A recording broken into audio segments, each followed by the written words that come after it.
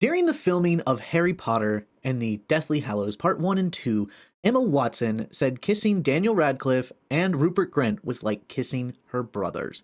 But one thing that she did add to that was Daniel Radcliffe was a little more talkative, which means they probably had a little bit of a better chemistry together, and that's why they were able to talk and make jokes where Ron was probably extremely awkward, which seems kind of how their relationship is as characters as well.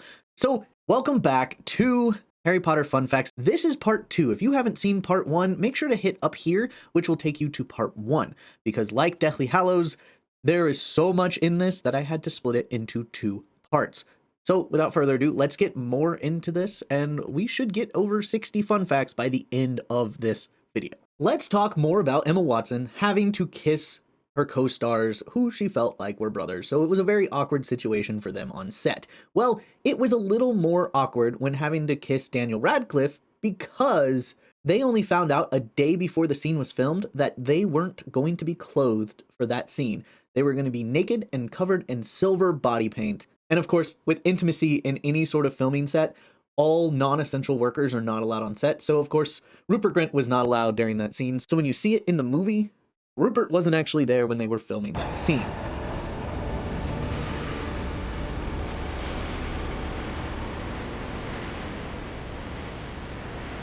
Which probably helps Daniel Radcliffe and Emma Watson's on-screen kiss be a little bit less awkward because there's a lot less people there to make it awkward, but also at the same time, they were both naked, so it probably was still very awkward. Unlike the kissing scene with Harry and Hermione, the kissing scene with Ron and Hermione went a little bit differently. The first kiss that they tried to do on the first take, they went so fast into the kiss to try to do it quickly and get it over with, they accidentally just slammed each other's faces together and hurt themselves slightly.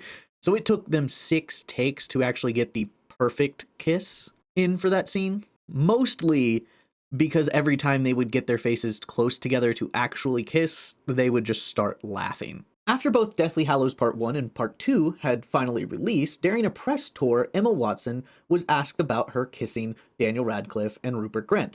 And they asked her, who would she have rather kissed on set if it weren't them? And Emma Watson answered her 12-year-old self probably would have loved to kiss Tom Felton, who played Draco Malfoy, which probably extended the Hermione fanfiction into the atmosphere after that, because clearly Hermione had a thing for Draco Malfoy.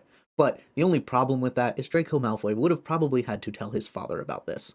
Oh, my father will hear about this! Though Emma Watson may have wanted to date Tom Felton's real-life girlfriend at the time, Jade Gordon, who was a stunt assistant on set, actually got to play his in-universe wife for the 19 years later scene.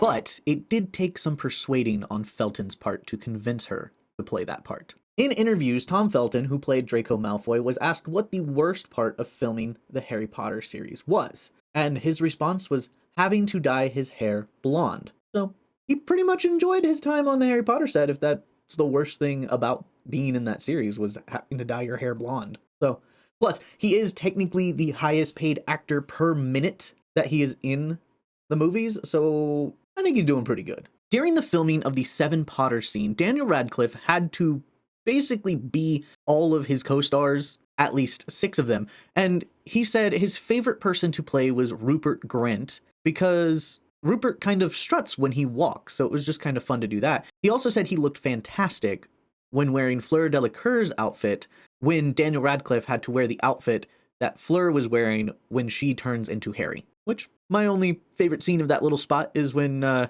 he's taking off the bra, and he says, "Don't look at me, Bill, I'm hideous." Bill, look away. I'm hideous. Domhnall Gleeson, who you may now know as the lead star for the Office spinoff, The Paper, played Bill Weasley in Deathly Hallows Part 1 and 2. His father, Brendan Gleeson, played Mad-Eye Moody. So, a weird connection there, but what's even weirder about it, there is a preemptive Easter egg in Half-Blood Prince where Harry remarks that Bill Weasley, after being attacked by Fenrir Greyback, looks a lot like Mad-Eye Moody. But what's interesting about that is Domhnall Gleeson wasn't cast when Half-Blood Prince came out. The scene where the Order arrives to number 4 Privet Drive in Deathly Hallows Part 1, we see all of the cast land on broomsticks. Emma Watson and Rupert Grint found the brooms to be a little bit uncomfortable, so they had plaster casts of their buttocks made that were attached to the brooms to make lying down a little bit more comfortable for them. I'm not sure if any of the other actors had to have that happen for them, but for sure, Emma Watson and Rupert Grint had butt seats made specifically for them for that scene. Emma Watson embodying her character as Hermione Granger extended through the series. The first time that she walked onto the set of her bedroom in the scene where she obliviates her parents, she looked at the set and looked at the set decorators and said, "This room should have more books in it." And they obliged, said, "Get her more books," because of course Hermione Granger would have tons of books in her room, considering half the stuff that she brings with her as she's running around the country as a wanted criminal is a library of books, and even Ron makes fun of her for it. In the amazing King's Cross Station scene, Michael Gambon was phenomenal within that scene. He said when he saw Daniel Radcliffe walk on screen of the afterlife scene, he felt like crying because it was just a very sentimental scene where two old friends meet and catch up, and it was just a very special scene for him. May Michael Gambon rest in peace. In the cafe scene on Tottenham Court Road, where Harry ends up taking out all the Death Eaters that come to attack him, there's a poster for Equus on the wall. Equus being the play that Daniel Radcliffe was in while filming Harry Potter and the Deathly Hallows Part 1 and 2. It was also the well-known play where Daniel Radcliffe was completely naked on stage, so that's probably where you know that from. The secret that Snape held until his death about his love for Lily Potter was told to Alan Rickman early on in the filming of the entire Harry Potter series. Alan Rickman was the only one who knew about it until Deathly Hallows, the book, came out. And Alan Rickman got in a couple fights with producers and directors because he would put his character in a different direction because of the choices that he would have to make knowing what his part played in the entire series. But in the end, it was a surprise to everyone that Alan Rickman knew the whole time who his character truly was. And that's what made Alan Rickman's Snape probably one of most people's favorite characters. And I say Alan Rickman's Snape because Alan Rickman played Snape in a different way than how Snape is in the books. Julie Walters, who played Molly Weasley, was asked what her favorite line in the entire Harry Potter series was. And I think this is probably everybody's favorite line, but it's, "Not my daughter, you bitch." Not my daughter, you bitch. Which, of course, is directly pulled from the story itself, which I don't think you could have done it any better. Matthew Lewis said the first time that he had actually met Ralph Fiennes was in the scene where Ralph Fiennes brings Harry's body back to Hogwarts, and Neville Longbottom stands up to Lord Voldemort. He said that was the first time that they had ever communicated, and that scene had to be redone multiple times, and apparently Ralph Fiennes did something different every scene. So it was probably a very interesting interaction with Matthew Lewis and Ralph Fiennes, being that Ralph Fiennes was very unpredictable during that filming, in a good way. And as unpredictable as Ralph Fiennes as Voldemort could be, one of the scenes that made it to the final cut was Voldemort awkwardly hugging Draco Malfoy, because Tom Felton wasn't aware that that's what Ralph Fiennes was going to do, because every time they would film those scenes, Ray would do something different. And the final cut of that scene was Voldemort hugging Draco very awkwardly because Tom Felton wasn't expecting Voldemort to hug him. So it kind of adds to just the fact that Voldemort just doesn't know how to love, but wanted to be like, "Look, I'm a good guy. Let me hug you." I'm hoping with the TV series, they make Voldemort a little bit more scary and less, silly. Ralph Fiennes did a great job. I like Ralph Fiennes' Voldemort, but I think Voldemort needs to be scarier and not like a joke. As with every movie that Ivana Lynch was in for the Harry Potter series, she brought her own flair to the role of Luna Lovegood, where in Order of the Phoenix, she designed some of her accessories. In Half-Blood Prince, she designed a whole dress. In Deathly Hallows Part 1, the dance that she does at Fleur and Bill's wedding was something that she decided to do on her own, where she described it as waving the rockspets away, which is technically a reference to the books, where when asked what Luna is doing to Harry, Harry responds with probably waving away the rockspets. When working with so many British acting icons, it's without fail that some of the young actors who played the characters within Harry Potter would look at some of the older actors in Harry Potter and admire them.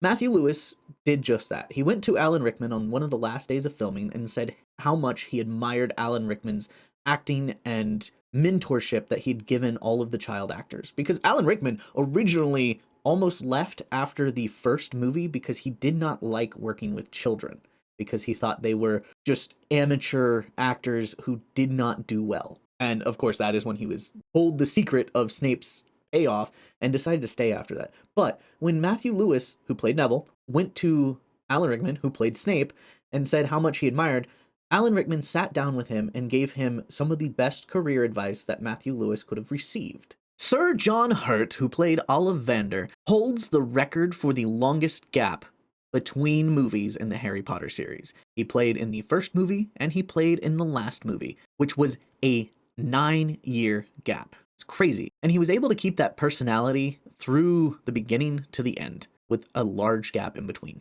Warwick Davis, who played Professor Flitwick throughout the series and also picked up the role from Vern Troyer as Griphook, has his own foundation helping little people find acting jobs. The Willow Personnel Management Foundation helped find roles for little people, such as being stand-ins for Dobby and Creature during the movies. But Warwick Davis is one of the most prolific little person actors in Hollywood, and I don't think he gets enough credit for the things he does.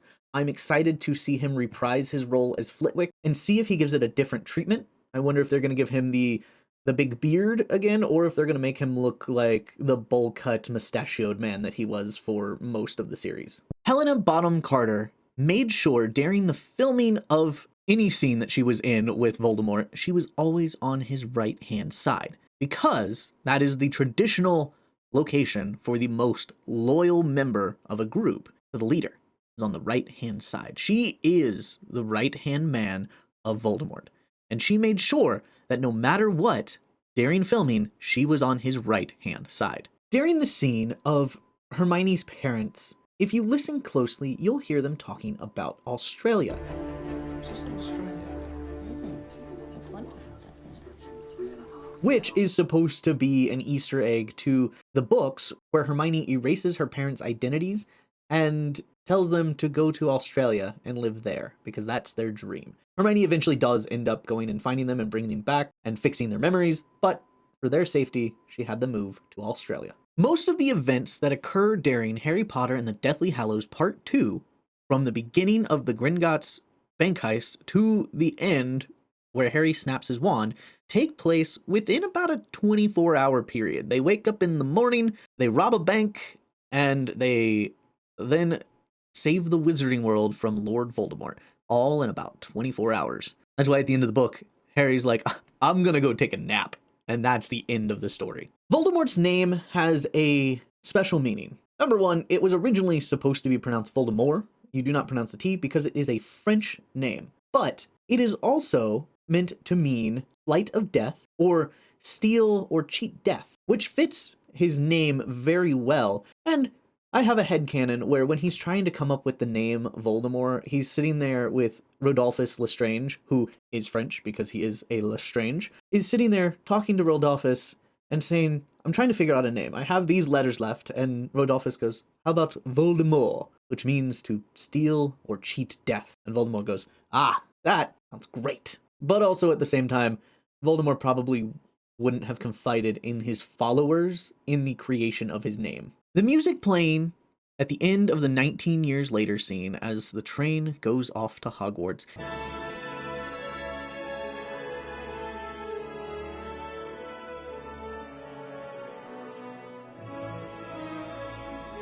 is the same music that was playing at the end of Sorcerer's Stone when the train was leaving Hogwarts.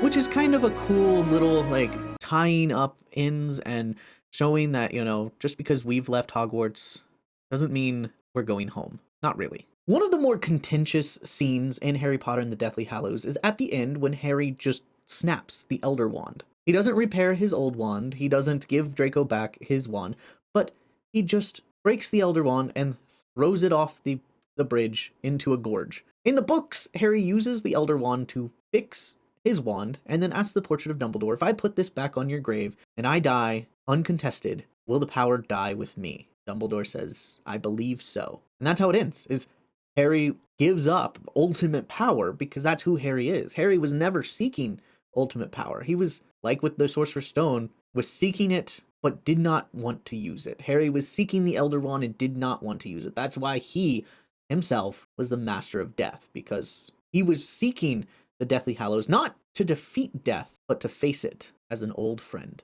Harry Potter and the Deathly Hallows Part 2 held the record for highest grossing opening weekend for 10 months until Avengers 2012 was released and completely blew Deathly Hallows Part 2 out of the water. Though most of the films were nominated for Oscars, Deathly Hallows Part 1 and Part 2 are still a part of that. None of them ever won a single Oscar. They were always nominated, but never won. And that record still stands for today. Like, every movie that has come out for Harry Potter has not won a single Oscar, which goes to show you just because it is well loved doesn't mean it is a masterpiece. But to all of us, Harry Potter will still probably live in most of our hearts as something that we love and will always cherish. So that's it. That is all of the fun facts I have for Deathly Hallows Part 1 and 2. So that's it. If you haven't watched Part 1, make sure to check it out. It's right here. You don't have to watch Part 1 before Part 2, but, you know, Part 1, Part 2, you should watch it. Also, make sure to check out the playlist for all of the fun facts that I have done. It'll be here at the end of the video. Check it out. It's hours of fun facts. So without further ado, we'll see you in the next video. Stay marvelous, and Nox.